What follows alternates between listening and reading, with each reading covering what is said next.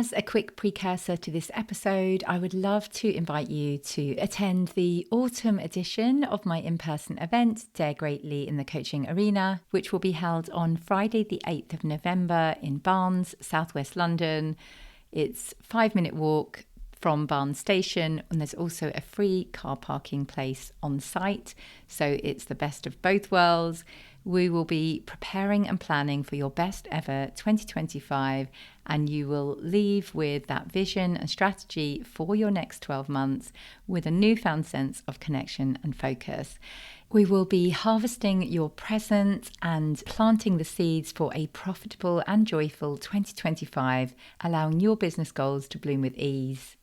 I'm very excited to be bringing the warmth of the season and all of those beautiful colours and everything we can learn from shedding what no longer serves us and preparing for spring. Embrace the seasons of change and join me on 8th of November to Dare Greatly in the Coaching Arena. Do not worry if you don't know anyone. I will ensure that you feel welcome from the moment you arrive until the moment you leave. I cannot wait to see you there, and grab the link now in the show notes. Hello and welcome to Women in the Coaching Arena podcast. I'm so glad you're here. I'm Jo Lott, a business mentor and ICF accredited coach, and I help coaches to build brilliant businesses. I know that when you prepare to enter the arena, there is fear, self-doubt, comparison, anxiety, uncertainty, shame. You can tend to armor up and protect yourself from vulnerability. In this podcast, I'll be sharing honest, not hype, practical and emotional tools to support you to make the difference that you're here for. Dare greatly, you belong in this arena.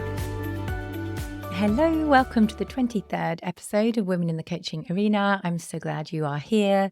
I have just had a wonderful 10 nights away in Ibiza. So excited to share this episode with you on why most coaching businesses fail and how you can succeed. If you are a coach looking to make a lasting impact and grow your client base, this episode is made for you. So I'm breaking up this episode into 3 segments. So the first one is the common mistakes that lead to coaching failure. The second one is the keys to coaching success. And the third segment is your action plan for success. So this is a 3-step formula to help you to ensure that your business grows. So segment 1, the common mistakes that lead to coaching business failure. If you are anything like me, you left your coach training with your certificate in hand, excited to help all of these people for what seems like a huge amount of money per hour session. Maybe you have totted up that number, so it might be £300 an hour times 35 hours a week, and think, wow, I'm going to be absolutely minted. But perhaps if you are anything like I was when I was in coach training, at no point had you really thought, what happens next? Where are these people going to come from that are going to be your amazing clients? So let's start with the first mistake, which is lack of clarity. One of the primary reasons coaches fail is lack of clarity about their niche, target market, and unique value proposition. Without that clear direction, it's actually hard for you because you end up being kind of frozen into inaction because you have no idea who you're talking to, what you're saying, how you're meant to be marketing. But it's also really hard for your clients because they don't really understand what you do either. If you are unclear, it's highly likely that your target market is unclear. I had a great moment on holiday when I asked my 6-year-old son what his mummy and daddy does for work. And I genuinely had no idea what he would say for me because I don't know if we really discussed it further than me being on my computer. But amazingly, he said, my mum's a business coach. And I was so impressed. And my daughter, who's 8, said, I didn't even know that. And I was like, yeah, I mean, I am super, super impressed with him. As long as the people around you understand what you do, then you are more likely to attract those clients. The second mistake I see a lot is ineffective marketing. And I say ineffective, but also I think inconsistent would be a really good word as well, because I see lots of people come and go, like come for a week or so, post every day, and then I never see them again for like 3 or 4 months. And I think, are they still in business? I look up their profile, and then occasionally they start popping up again with 1 or 2 posts, and then they disappear again.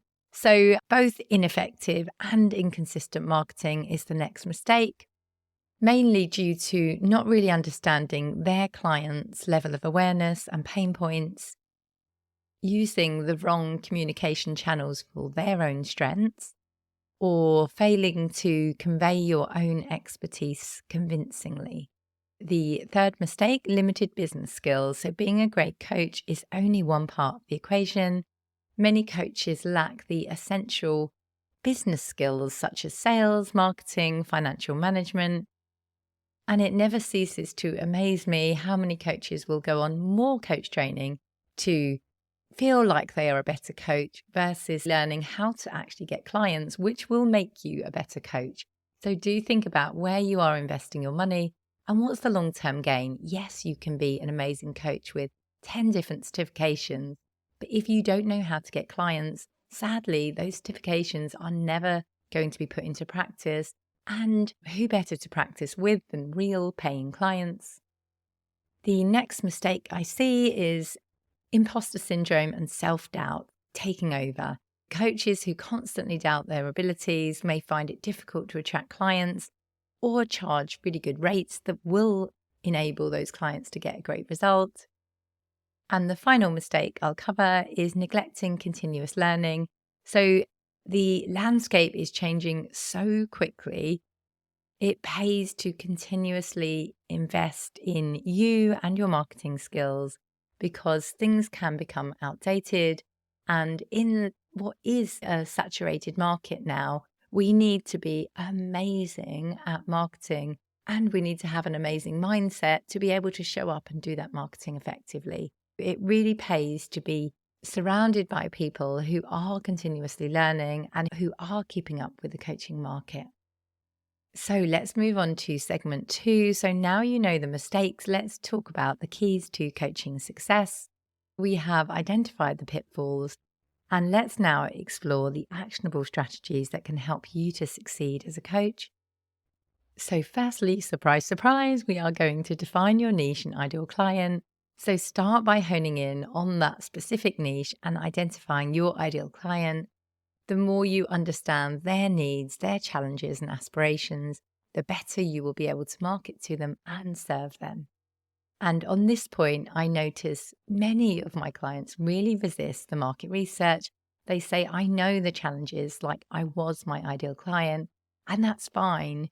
But I think it's very easy to forget what it really felt like at the time, because your level of awareness will have changed significantly since you are now a coach and have been coached. So if you are thinking back to your previous self, it's really hard to remember what that awareness level was like. So I would really, really recommend talking to real people who perhaps aren't in this coaching world, finding out what their real pain points and level of awareness is like.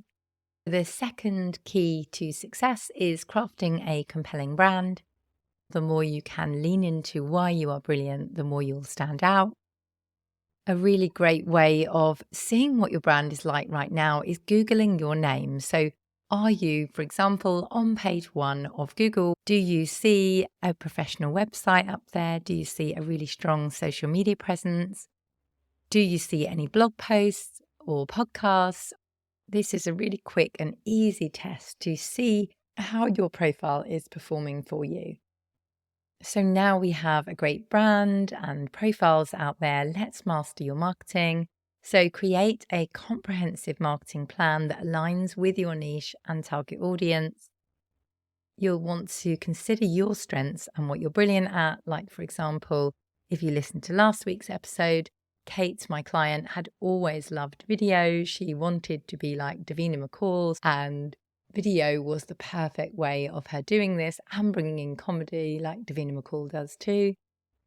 I've had other successful clients who don't do any social media at all.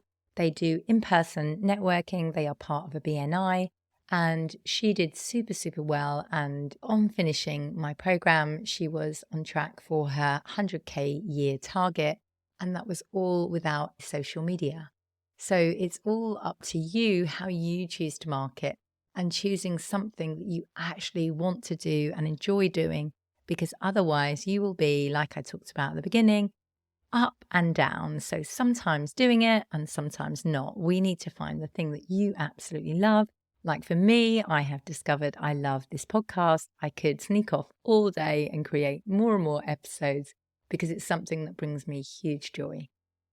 So next up, you will want to invest your time in those business skills. So sales, marketing, networking, depending on where you are in your business right now, automations. The systems in your business will really help you to not be overwhelmed and to be able to keep on track.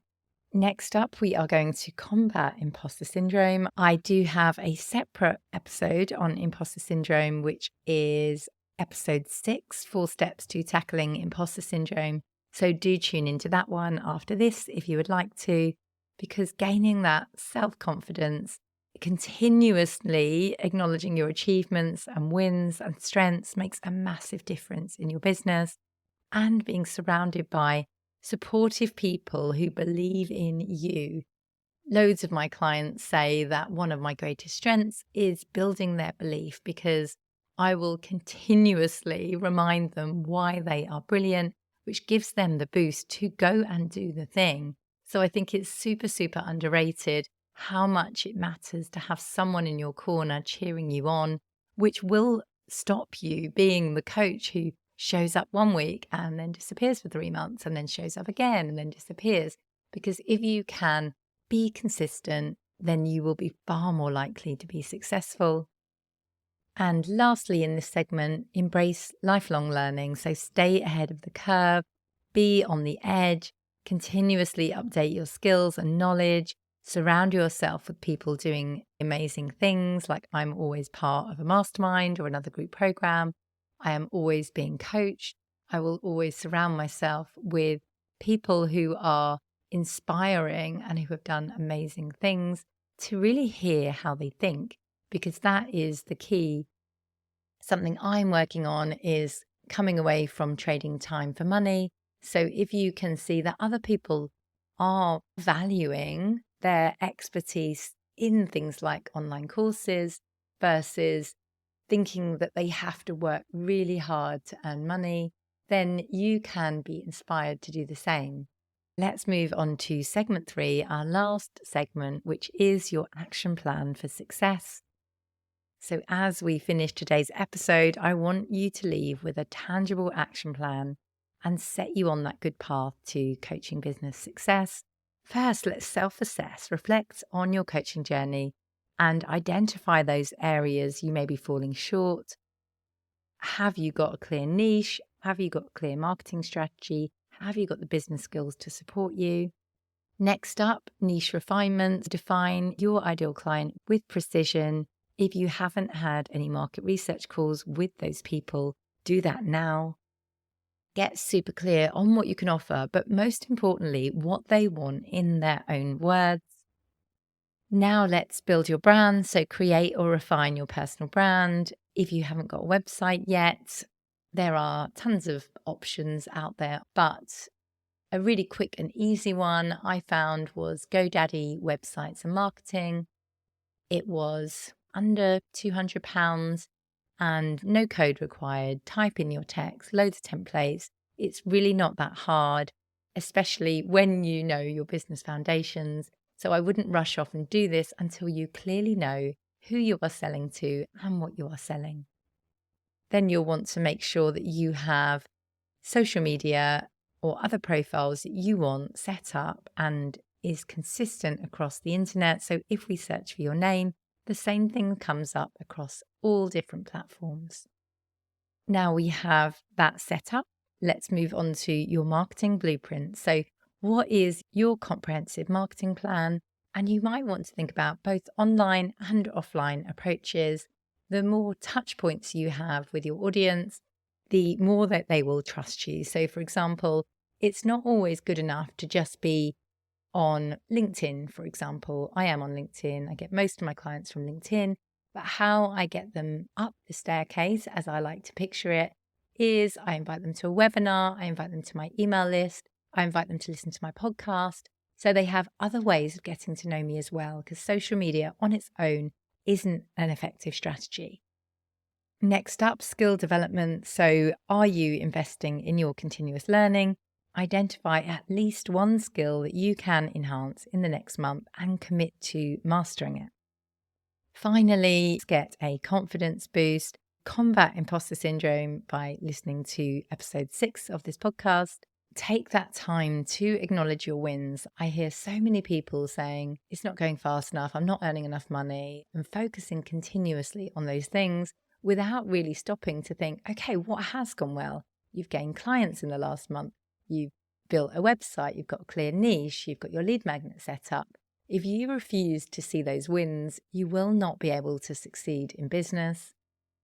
So congratulations, you now have a roadmap to navigate the often challenging landscape of coaching and position yourself for success. I want to remind you that every successful coach started somewhere.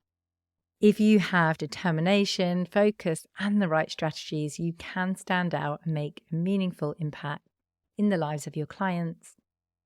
Don't compare your square one to someone else's square 250.